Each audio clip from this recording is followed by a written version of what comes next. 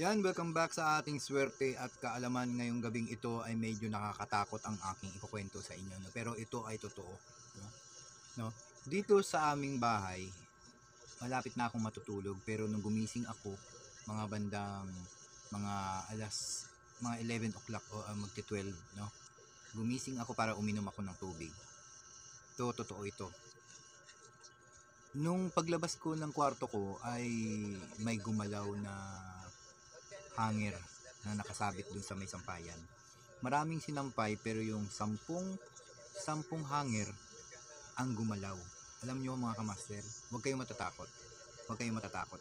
Kasi mismo, dito sa kwarto ko, namatay ang mama ko. Pero hindi ako natatakot kasi nga ako ang nag-alaga sa kanya nung may sakit siya. Yung nangyari na yun, no? Yung nangyari na yun ay medyo malapit na yung birthday niya. Malapit na yung birthday niya nung July. Nung July, ano bang birthday niya? July, ano bang birthday ni Mamang? July 22. July 22. Birthday niya. Ito mga swerte ka at kalaman. Huwag kayong matatakot pag may mga kamag-anak kayong namatay, no? Kasi nga hihingi pa kayo ng tulong sa kanila na bigyan kayo ng magandang opportunity na matulungan kayo, no? Hingi kayo ng tulong sa kanila kung kayo ay nahihirapan sa buhay. Ganitong gawin nyo. Kung may nagparamdam sa inyo, sa bahay ninyo mismo, may nagparamdam, huwag kayong tumakbo, huwag kayong matakot. Kahit mag-isa kayo, tayuan nyo. Pag may napansin kayong may gumagalaw sa bahay ninyo, sa loob ng pamamahay ninyo, na walang hangin at walang may gumagalaw doon, pero gumalaw ang isang gamit, huwag kayong tumakbo, huwag kayong matatakot. Sabihin nyo, banggitin nyo kung sino ka man, bigyan mo ako ng swerte kinabukasan. Tulungan mo ako sa hanap buhay ko, tulungan mo ako na magkapera ako, no? Kasi nga, ako na experience ko kailan lang, nung July 22, itong taon na ito, ay gumalaw yung hanger, palatandaan na sabi ko, mama ko to, sabi ko, no? Malapit na siya, kasi malapit na birthday niya, sabi ko, mama ko to, hindi ako kailangan matakot dito. Sabi ko, Mang, tulungan mo ako sa hanap buhay ko, bigyan mo ako ng customer bukas sa aking patahian, papasukin mo mga customer para magkapera ako. Yun na ang isa sa mga palatandaan na may tutulong sa'yo, no? May tutulong sa'yo. Huwag kang matatakot, huwag kang tumakbo. Isipin mo na tutulungan ka o banggitin mo na tutulungan ka. Kung may napansin kang may gumalaw, may kumalabit sa'yo, may naramdaman ka, no? Sabihin mo, tulungan ka sa hanap buhay mo, diba? Ako kasi nung time na ang tagal, siguro minuto din siguro mga 2 minutes. Mga 2 minutes kong pinapanood yung hanger na talagang nagduduyan. 10 duyan sabay-sabay silang gumagalaw, no? 10 hanger. Nagtataka lang ako bakit yung mga sinampay naman ay hindi gumalaw, pero yung mga hanger na 10 piraso ay sabay-sabay na gumalaw, no? Sabi ko na lang, kung sino ka man, baka ikaw yan, Mang, sabi ko, tulungan mo ako sa aking hanap buhay. Kasi nga, medyo mahirap yung pasok ng hanap buhay ko yung customer. Sabi ko, bukas tulungan mo ako na pumasok yung mga customer, maraming mo patay. Sabi ko, 11 o'clock na ng gabi ngayon. Yan, kukwento ako ngayon 11 o'clock na ng gabi. Sabado po, biyernes po na araw ngayon, no? Yan. Ito po ay palatandaan na nagkwento ako, no? Blessing this guys, biyernes ngayon. 11 o'clock na po, 11:30 na ng gabi, no? Yung hanger na gumalaw ay sabi ko, bigyan mo po ako ng hanap buhay ng customer bukas. Sabi ko, alam ko mang ikaw yan. Sabi ko, alam ko ikaw yan.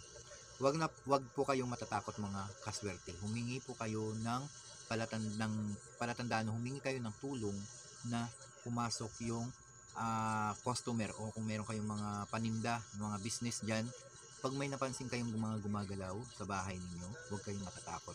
Ihingi nyo ng tulong na tulungan kayo sa inyong mga hanap buhay, no? O di kaya i-guide kayo, kung ikaw naman ay nagtatrabaho, i-guide ka, tulungan ka na huwag kang halimbawa, madisgrasya, huwag kang ibuli, no? Tulungan ka, ikaw mismo, no? Tulungan ka na gabayan mo ako, no? Sabihin nyo, gabayan nyo po ako sa aking pag-alis, sa aking trabaho, yan, tutulungan ka niyan, huwag kang matatakot, no? Lord, isama mo si Lord sa mga pakiramdam mo. Kasi nga, isa yan sa mga magiging matibay, magiging malakas ka at magiging matapang ka. Hindi ka matatakot pag sinama mo si Lord, si Jesus Christ, tsaka si Ama. No? Yun ang gawin mo. Sabihin mo, ah, kung sino ka man, tulungan mo ako, wag mo po akong pababayaan. Yan, yung hanap buhay ko. Bukas, papapasukin mo yung mga customer. Yan, ihingi mo ng tulong kasi sila nakikita kanila pero ikaw hindi mo sila nakikita pero nararamdaman mo na meron dyan sa loob ng pamamahay nyo bakit gumagalaw ang mga gamit ninyo na hindi nyo naman ginalaw, walang hangin pero gumalaw. Sabihin nyo na lang, bigyan nyo po ako ng tulong, palakasin nyo yung negosyo ko, tulungan nyo ako na pumasok yung customer, hatakin nyo po ang mga customer na pumasok sa aking negosyo, no? At gabayan nyo po ako sa araw-araw kasi alam nila yan, no? Nakikita ka kahit anong kanyan, mapa good spirit man yan o mga entity na hindi natin nakikita, hingi ka ng tulong na tulungan mo ako sa aking hanap buhay, no, na magkapera ako. Kailangan na kailangan ko ng pera. Lord, tulungan mo ako, Lord Jesus Christ, no? At wag mo siyang kakalimutan si Lord na humingi rin ng tulong. Kasi yung mga pakiramdam natin na may mga gumagalaw na yan, ibig sabihin, meron kang kasama sa loob ng pamamahay mo na hindi mo nakikita. Kaya, ang isipin mo na humingi ka ng tulong, no? Humingi ka ng tulong sa kanila kasi yun ang way na matutulungan ka. No? Huwag kang matatakot. Huwag kang matatakot sa kanila. Nandyan si Lord, Jesus Christ, nandyan. At kung matapang ang kang kalooban mo, talagang si Lord naman talaga ay gagawa ng paraan niya na pumasok ang swerte. Tsaka yung mga gabay, no? Yung mga gabay natin, humingi kayo ng tulong sa mga gabay natin na tulungan mo ako sa hanap buhay ko na pumasok ang mga magpapagawa, halimbawa, titindahan ka, no? Humingi ka ng tulong sa ganun kasi mahirap talaga sa panahon ngayon na wala kang hinihingi ang tulong, mga gabay. Humingi ka ng gabay na matulungan ka sa mga hanap buhay mo, sa trabaho mo, no? Alam mo, sa totoo lang, kinabukasan, nagulat talaga ako. Ang daming pumasok na mga customer na nagpatahi, no? Kasi nagtatahi ako. Ang daming customer. Talagang sabi ko, ito na yun. Ito na yung hiningi ko ng tulong na maraming customer. Atakin nyo yung customer na pumasok para magkapera ako. Yun na yung isa sa mga way. Palatandaan po yan na may tutulong sa'yo. No? Huwag kang matatakot kasi isa sa mga palatandaan yan na may tutulong sa'yo. No? Yung mga dasal-dasal natin ng mga ama namin, napakabisa po niya. No? Bawat araw magpatugtog ka no? Ama namin, no? Meron ako dito sa video ko sa Swerte at Kalaman. Dasal, no? Dasal, Ama namin, Ginong Maria at sumasampalataya.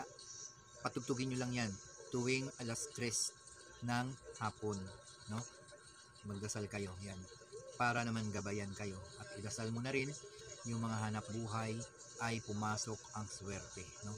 Alam mo, sa totoo lang, totoong-totoo talaga yan, no? Pag may once na may mararamdaman ka at may gumalaw, may kasama ka sa loob ng bahay. Pero wag kang matatakot. Bagkus humingi ka pa ng tulong para sa iyong hanap buhay. Totoo yan. Wag kang tumakbo. No, wag kang matatakot. Humingi ka ng tulong. Sabihin mo, gabayan mo po ako sa aking hanap buhay. Pag may maramdaman ka, may makikita kang gumagalaw, wag mo, i-ignore mo lang yun. Pero sabihin mo, Lord, Jesus Christ, nandyan ka sa tabi ko, tulungan mo ako. At yung mga nakikita mo dyan, nararamdaman mo, sabihin mo, babanggitin mo na, tulungan nyo ako sa aking hanap buhay na may pumasok na mga trabaho, customer sa aking hanap buhay. No? Check talaga yan. May tutulong sa'yo, tutulungan ka. Kasi mga yan, mga hindi natin nakikita. Parang ano sila parang mga ginagabayan ka. Parang hinahatak nila, no? Binibigyan ka ng customer, no? Basta good spirit, tutulungan ka niya. Naniniwala ako na isali mo kaagad si Lord Jesus Christ na pag humihingi ka ng tulong. Sigurado talaga yan. Siguradong may ang mga gabay na yan, nandyan lang sa gilid, no? Humingi ka ng tulong. Bulungan mo. Bigyan nyo ako ng swerte, bigyan nyo ako ng customer ngayong araw na to. Lord, huwag mo ako pababayaan sa aking mga lakad, no? Tulungan nyo ako, gabayan nyo ako. Kinabukasan, may darating na tulong. Naantok na ako kasi mag 12 o'clock na, no? Biyernes ngayong araw na to. Kaya nakakwento ko lang sa inyo yan kasi ito ay talagang true to life story talaga na nangyari no? Nung nagpa-ramdam sa akin yung hangin na sabay-sabay na gumalaw 10 piraso. Kaya tumitig ako ng mabuti, ng matagal, totoo, no? Humingi ka ng tulong doon, humingi ka sa mga gabay mo, kinabukasan, tsak talaga, totoo talaga na may tutulong sa'yo sa hanap buhay. Kaya huwag kang matatakot, no? Sinasabi ko sa inyo, huwag kayong matatakot. No? Ako dito sa taas, mag-isa lang ako natutulog dito, no? Hindi man ako natatakot, no? Basta si Lord ay kasama mo, si Jesus Christ kasama mo, hindi ka matatakot talaga at matapang ka pa na talagang ano mo tawag dito, harapin, no? Harapin ang mga ganitong mga consequences, no? Kasi yung mga yan ay nagpaparamdam, pero kailangan unahan mo na kagad, no? Tulungan niyo ako sa hanap buhay ko, tulungan niyo ako sa hanap buhay ko na magkaroon ako ng customer bukas.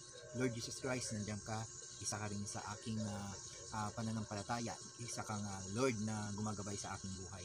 Tulungan mo ako sa aking hanap buhay. Kasama mo si Lord lagi, no? Kasi isa yan sa mga tutulong sa atin sa araw-araw, no?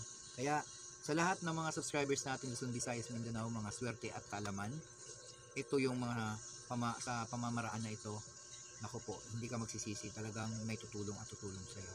Manalangin ka at huwag mong ikatatakot pag meron kang nararamdaman nakakaiba. Humingi ka sa kanila ng tulong o gabay, no? Para pumasok yung hanap buhay na malakas. Totoo yan. Maraming salamat. Take care. God bless.